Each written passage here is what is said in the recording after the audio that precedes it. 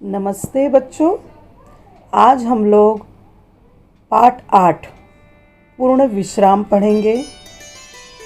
पूर्ण विश्राम इस कहानी के लेखक हैं सत्यकाम विद्यालंकार। यह कहानी एक हास्य व्यंग्य कहानी है। हिंदी साहित्य की एक नई विधा है। इसमें उपहास, मजाक व इसी क्रम में आलोचना का प्रभाव बना रहता है। पूर्ण विश्राम इस कहानी के द्वारा लेखक सत्यकाम विद्यालंकार जी ने समझाया है कि आज का इंसान अपने काम काज में इतना अधिक व्यस्त हो गया है कि उसके जीवन में आराम के 2 पल का आना बहुत ही असंभव हो गया है।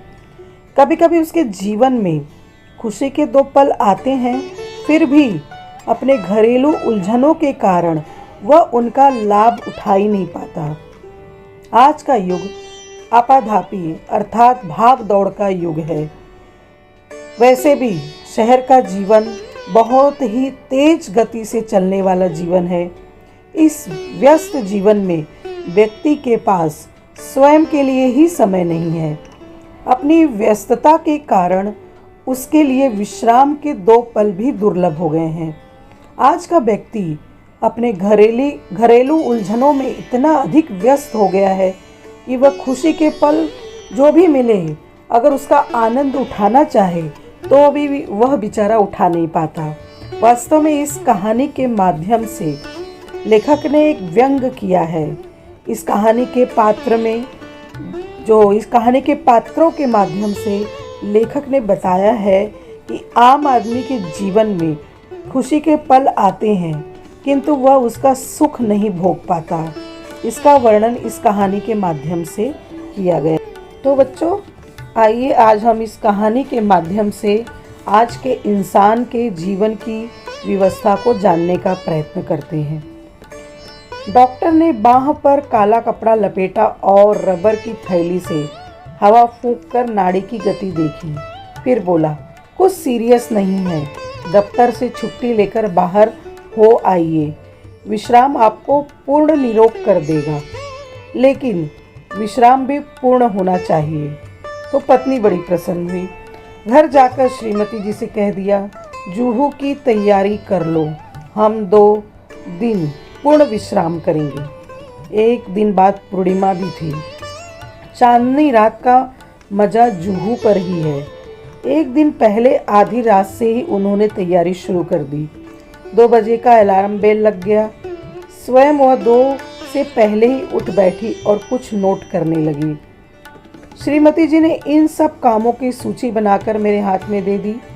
गैरेज में पहुंचकर श्रीमती जी ने मोटर में हवा भरने की पिचकारी, tube wall, rubber solution, 1 gallon engine oil आदि चीज़ें और भी लिखी थी। दिन भर भाग दौड़ करके पाय धुनी से मिस्त्री लाया। सुबह से शाम हो गई, मगर शाम तक 4 में से 2 खिड़कियों की चटकनियाँ भी नहीं कसी गई। मोटर के लिए ज़रूरी सामान लाते लाते रात तक दिल की धड़कन दुगनी हो। रात को सोने लगे तो श्रीमती जी ने आश्वासन देते हुए कहा, कल जुहू पर दिन भर विश्राम लेंगे तो थकावट दूर हो जाएगी। श्रीमती जी ने अपने कर कमलों से घड़ी की घुंडी घुमाकर अलार्म लगा दिया और खुद बाहर जाकर मोटर का पूरा मुआयना करके यह तसल्ली कर ली कि सूची में लिखा सब सामान आ गया है या नहीं। सुबह 5 बजते ही अलार्म ने शोर मचाया। रोशनी होते न होते जुहू की तैयारी चरम सीमा पर पहुंच गई। स्टोव को भी आज ही धोखा देना था। वह हर मिनट बुझने लगा। आधा घंटा उसमें तेल भरने धौकनी करने में चला गया। आखिर चाय का प्रोग्राम स्थगित कर दिया गया और हम दत्तचित को तैयारी में जुट गए। वाटरलू जाने से पहले शायद नेपोलियन ने भी ऐसी तैयारी नहीं की होगी। ऐसी महत योजनाओं के संपन्न करने में हम पति पत्नी परस्पर सहयोग भावना से काम करने पर विश्वास रखते हैं। सहयोग भावना हमारे जीवन का मूल मंत्र है। सहयोग मन, वचन, कर्म इन तीनों से होता है। जीवन का यह मूल मंत्र मुझे भूला न था। श्रीमती जी मुझे मेरे कामों की याद दिलाने लगी और मैं उनके उपकार के बदले उनकी चिंताओं में हाथ बटाने लगा। मैंने याद दिलाया, पूरियों के साथ मिर्ची का अचार जरूर रख लेना। श्रीमती जी बोली, अचार तो रख लूँगी, पर तुम भी अपना समाचार पत्र रखना न भूल जाना। मैंने अभी पढ़ा नहीं है। मैं बोला, वह तो मैं रख लूँगा ही, लेकिन तुम वह गुलबंद न भूल जाना जो हम पिछले साल कश्मीर से लाए थे। जुहू पर बड़ी सर्द हवा चलती है। गुलबंद तो रख लूँगी, लेकिन तुम कहीं बेदिंग सूट रखना न भूल जाना, नहीं तो नहाना धरा रह जाएगा। और तुम कहीं रबर कैप भूल गई तो गजब हो जाएगा। वह तो रख लूँगी, लेकिन कुछ नोट पेपर लिफाफे भी रख लेना। और देखो, राइटिंग पैड भी न भूल जाना। राइटिंग पैड का क्या करोगी? कई दिन से माँ की चिट्ठी आई पड़ी है। जुहू पर खाली बैठे जवाब भी दे दूँगी। यूँ तो वक्त भी नहीं मिलता। और ज़रा वे चिट्ठियाँ भी रख लेना जिनके जवाब देने हैं। चिट्ठियाँ ही रह गई तो जवाब किसके दोगी? और सुनो, बिजली के बिल और बीमा के नोटिस आ पड़े हैं, उनका भी भुगतान करना है, उन्हें भी डाल देना। उस दिन तुम धूप का चश्मा भूल गए तो सर का दर्द चढ़ गया, इसलिए कहती हूँ छतरी भी रख लेना। अच्छा बाबा, रख लूँगा।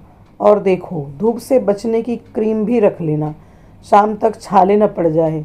वहाँ बहुत करारी धूप पड़ती है। श्रीमती जी कहती तो जा रही थी कि रख लूँगी, लेकिन ढूंढ रही थी नेल कटर, कैंची, ब्रश और सब तो मिल गया था, लेकिन नेल कटर नहीं मिल रहा था, इसलिए बहुत घबराई हुई थी। मैंने कहा, जाने दो नेल कटर, बाकी सब चीज़ें तो रख लो। इधर मैं अपने लिए नया अखबार और कुछ ऐसी किताबें थैले में भर रहा था जो कुछ बहुत दिनों से समालोचना के लिए आई थी, और सोचता था कि फुर्सत से समालोचना कर दूंगा। आखिर 3 किताबें थैले में झोंक ली। कई दिनों से कविता करने की भी धुन सवार हुई थी। उनकी कई कतरनें इधर उधर बिखरी पड़ी थी, उन्हें भी जमा किया। सोचा, काव्य प्रेरणा के लिए जुहू से अच्छी जगह और कौन सी मिलेगी। आखिर कई अटैची, कई थैले, कई झोले भरकर हम जुहू पहुँचे। 5-7 मिनट तो हम स्वप्न लोक में विचरते रहे। हम समुद्र में नहाने को चल पड़े। समुद्र तट पर और लोग भी नहा रहे थे। एक ऊंची लहर ने आकर हम दोनों को ढक लिया। लहर की उस थपेड़े से न जाने श्रीमती जी के मस्तिष्क में क्या नई स्फूर्ति आ गई कि उन्होंने मुझसे पूछा, तुम्हें याद है बरामदे की खिड़की को तुमने अंदर से बंद कर दिया था या नहीं? मैं कह उठा, मुझे तो कुछ याद ही नहीं पड़ता। अगर वह बंद नहीं हुई और खुली ही रह गई तो क्या होगा? कहते कहते श्रीमती जी के चेहरे का रंग पीला पड़ गया। मैंने कहा, चलो छोड़ो अब इन चिंताओं को, जो होना होगा हो जाएगा। मेरी बात से तो उनकी आंखों में आंसुओं का समुद्र ही बह पड़ा। उनके कांपते ओठों पर यही शब्द थे, अब क्या होगा? और अगर खिड़कियां खुली रह गई होंगी तो घर का क्या होगा?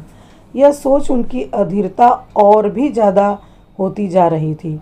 जिस धड़कन का इलाज करने को जुहू पर आया था वह 10 गुना बढ़ गई थी। मैंने तेज़ी से मोटर चलाई। मोटर का इंजन धक धक कर रहा था, लेकिन मेरा दिल उससे भी ज़्यादा तेज़ रफ्तार से धड़क रहा था। जिस रफ्तार से हम गए थे, दूनी रफ्तार से वापस घर आ गए। अंदर आकर देखा कि खिड़की की चटकनी बदस्तूर लगी थी। सब ठीक ठाक था। मैंने ही वह लगाई थी, लेकिन लगाकर भूल गया लगाई या नहीं, और इसका नतीजा यह हुआ कि पहले तो मेरे दिल की धड़कन बढ़ी थी, अब श्रीमती जी के दिल की धड़कन भी बढ़ गई। मुझे याद आ रहे थे पूर्ण विश्राम और पूर्ण निरोग। साथ ही यह विश्वास भी पक्का हो गया कि जिस शब्द के साथ पूर्ण लग जाता है वह पूर्ण भयावह हो जाता है। इस प्रकार यह पाठ समाप्त हुआ। यहाँ पर लेखक ने आज के युग के इस भागती दौड़ती जिंदगी में एक जो है इंसान कैसे मशीन जैसा हो गया है, वह अगर आराम के लिए कुछ पल चाहता है, लेकिन उसके जो कार्य है उसका पीछा नहीं छोड़ती। इस कहानी में हमने देखा कि कैसे वो बेचारे पति पत्नी पूर्ण विश्राम की तलाश में जूहू जाते हैं, किंतु जो उनकी पैकिंग होती है उसमें वो अपने साथ बहुत सारा कार्य लेके जाना चाहते हैं, अर्थात पूर्ण विश्राम की जगह पूर्ण कार्य ही दिखाई पड़ रहा है। और जब वो निकलते हैं, जाते हैं, तो घर की चिंता भी उनके साथ साथ जाती है, और जो चिंता नहीं करनी चाहिए उस चिंता को करने से अंत में बिना विश्राम के उन्हें अपने घर वापस लौटना पड़ता है।